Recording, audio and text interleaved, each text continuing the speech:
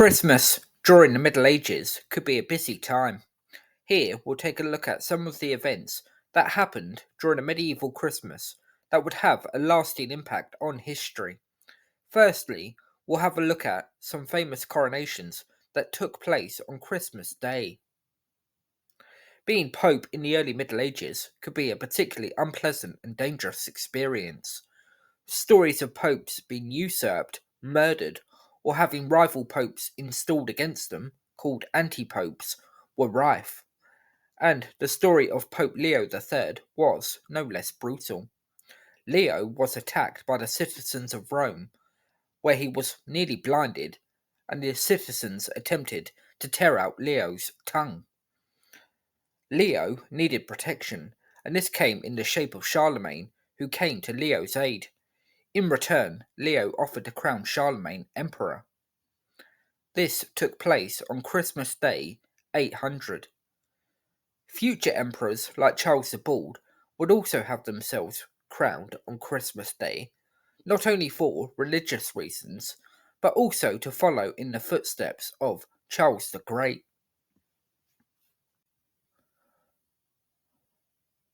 After his victory at Hastings in October 1066, William, Duke of Normandy, was crowned King of England at Westminster Abbey on Christmas Day 1066. But the coronation didn't exactly go according to plan. A huge roar of approval was bellowed out by those inside the abbey in acceptance of the new king. But William's guards outside took this as a sign William was in danger and went on the rampage. As chaos broke out, William remained alone inside the abbey, shell-shocked and furious.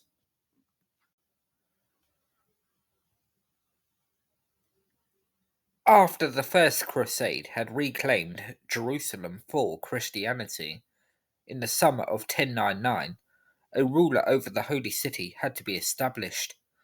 The man the Crusaders had turned to was Godfrey of Bouillon.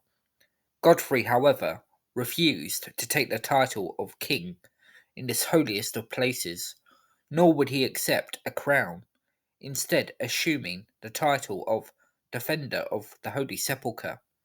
He died in 1100, and it will be his brother Baldwin who will become the first king of Jerusalem when he was crowned Baldwin I on Christmas Day 1100.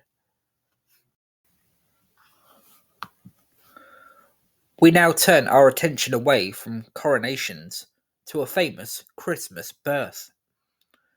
On Christmas Eve 1166, the final child to be born to King Henry II of England and his Queen Eleanor of Aquitaine arrived at Beaumont Palace, Oxford.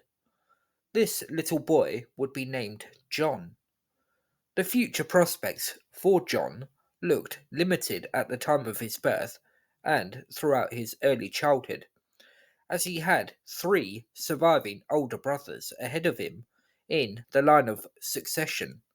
Lands and power would surely be hard to come by for him as he grew up.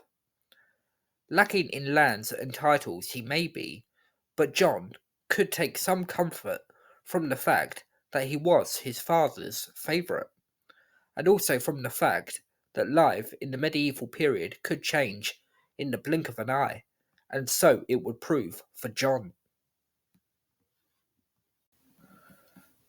But Christmas was not a day that was immune from violence in the medieval period, as the Byzantine Emperor Leo V was to find out on Christmas Day 820.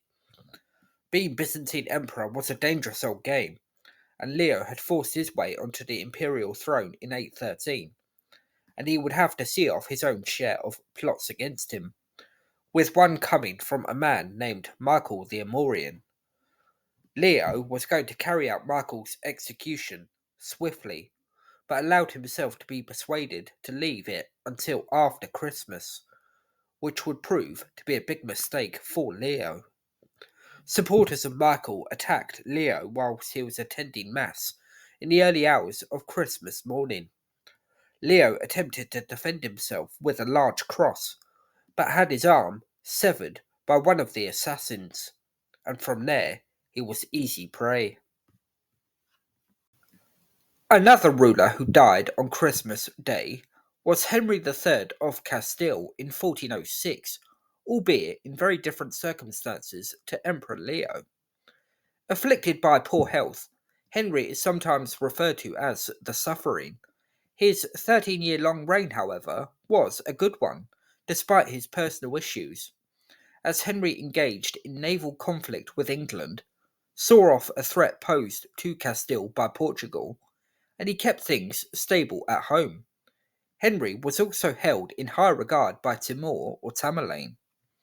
His wife, Catherine, was an English princess and a daughter of John of Gaunt, who had previously tried to take the crown of Castile. Despite his best efforts, however, Henry's health caught up with him, and he died aged only 27 on Christmas Day, 1406. Although one or two of the events talked about here may suggest otherwise, Christmas was a very important day in the medieval calendar, far more important than it is today.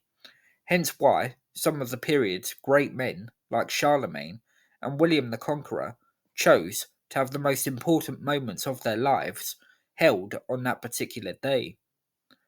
And during the Hundred Years' War, fighting would be periodically stopped on Christmas Day, including at the Siege of Orleans in 1428, so the dead could be buried. And Christmas was acknowledged in other ways as well. For example, kings like Richard II of England chose to celebrate the day by holding a ludicrously large feast. And Richard was not alone in enjoying himself in that regard. Even the poor could enjoy themselves to an extent, and, for a short time at least, could forget about some of the harshness of their lives, with some much needed merriment and donations from those higher up in the social standing.